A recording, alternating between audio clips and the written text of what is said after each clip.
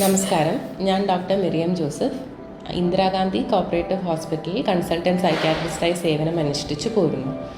ഇന്ന് നമുക്ക് obsessive compulsive disorder അല്ലെങ്കിൽ OCDയെ പറ്റി സംസാരിക്കാം. എന്താണ് OCD അല്ലെങ്കിൽ ഒബ്സസീവ് കമ്പൾസീവ് ഡിസോർഡർ? ഒരു 25 വയസ്സുള്ള ഒരു വീട്ടമ്മയെ ഭർത്താവും കുടുംബാംഗങ്ങളും ചേർന്ന് ഒരു ദിവസം കൊണ്ടുവരികയുണ്ടായി. അവരുടെ പ്രധാന വിഷമം എന്ന് പറയുന്നത് ഇവർ മണിക്കൂറുകളോളം കൈ കഴുകുന്നു എന്നതാണ്. അപ്പോൾ അവരോട് കൂടുതലായി ചോദിച്ചപ്പോൾ അവർ ഒരു പേടിയെ പറ്റി പറഞ്ഞു.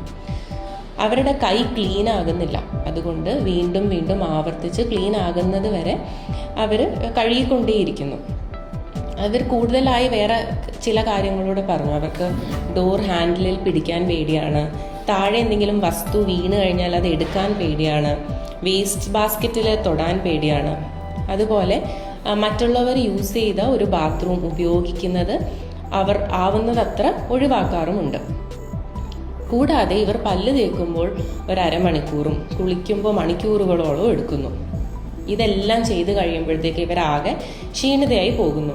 മറ്റ് കാര്യങ്ങളൊന്നും ചെയ്യാൻ ഇവർക്ക് പറ്റുന്നില്ല. പതുക്കെ പതുക്കെ ഇവർ കുടുംബാംഗങ്ങളെയും ഇതെല്ലാം ചെയ്യുവാൻ വേണ്ടി നിർബന്ധിക്കുവാൻ തുടങ്ങും. ഇവർക്ക് എപ്പോഴും അഴുക്കിനെ പറ്റിയും അണുക്കളെ പറ്റിയും ആശങ്കയാണ്. എന്താണ് ശരിക്കും ഒബ്സഷൻസ്? ചില ചിന്തകൾ അല്ലെങ്കിൽ സംശയങ്ങൾ അല്ലെങ്കിൽ മാനസിക ചിത്രങ്ങൾ അല്ലെങ്കിൽ മെൻ്റൽ ഇമേജസ് വീണ്ടും വീണ്ടും തൻ്റെ സ്വന്തം മനസ്സിൽ നിന്ന് ആവർത്തിച്ച് വരുന്നു. അത് അനാവശ്യമായതോ വേണ്ടാത്തതോ പ്രത്യേകിച്ച് കാര്യമില്ലാത്തതോ ആണ്. അപ്പോൾ ഇതുപോലെയുള്ള ചിന്തകളും സംശയങ്ങളും അമിതമായി വരുമ്പോൾ അതിനെ മറികടക്കാൻ വേണ്ടി അല്ലെങ്കിൽ അതിൽ നിന്നുണ്ടാകുന്ന ഉത്കണ്ഠ മറികടക്കാൻ വേണ്ടി ചില പ്രവൃത്തികളിൽ ഏർപ്പെടാം. ഇതിനെയാണ് നമ്മൾ കമ്പൾഷൻസ് അല്ലെങ്കിൽ നിർബന്ധിത പ്രവൃത്തികൾ എന്ന് പറയുന്നത്. അപ്പോൾ ഈ പറഞ്ഞ ഉദാഹരണത്തിലാണെങ്കിൽ ഫിയർ ഓഫ് കണ്ടാമിനേഷൻ അല്ലെങ്കിൽ അഴുക്കിനെയും അണുക്കളെയും പറ്റിയുള്ള ആശങ്ക അല്ലെങ്കിൽ ഉത്കണ്ഠ, അതാണ് അവരുടെ ഒബ്സഷൻ.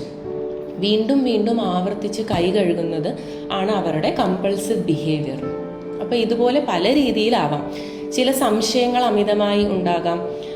ഇപ്പോൾ ഗ്യാസ് ഓഫ് ചെയ്തോ അല്ലെങ്കിൽ ഡോറ് അടച്ചോ ലോക്ക് ചെയ്തോ എന്നുള്ള സംശയം അമിതമായിട്ടാണ് ഉണ്ടാകുന്നതെങ്കിൽ വീണ്ടും വീണ്ടും അത് പരിശോധിക്കുക, ആവർത്തിച്ച് പരിശോധിക്കുക, അത് ചെക്ക് ചെയ്യുക എന്നുള്ളതാകാം അവിടുത്തെ കമ്പൾഷൻസ്.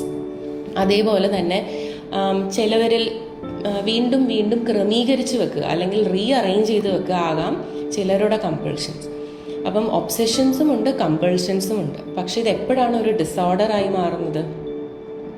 ഇത് വീണ്ടും വീണ്ടും ആവർത്തിച്ച് ചെയ്യുകയും അമിതമായി ചെയ്യുകയും അത് ദൈനംദിന ജീവിതത്തെ കാര്യമായി ബാധിക്കുകയും ചെയ്യുമ്പോഴാണ് ഇതിനെ നമ്മൾ ഒബ്സസീവ് കമ്പൾസീവ് ഡിസോർഡർ എന്ന് നമ്മൾ വിളിക്കുന്നത്.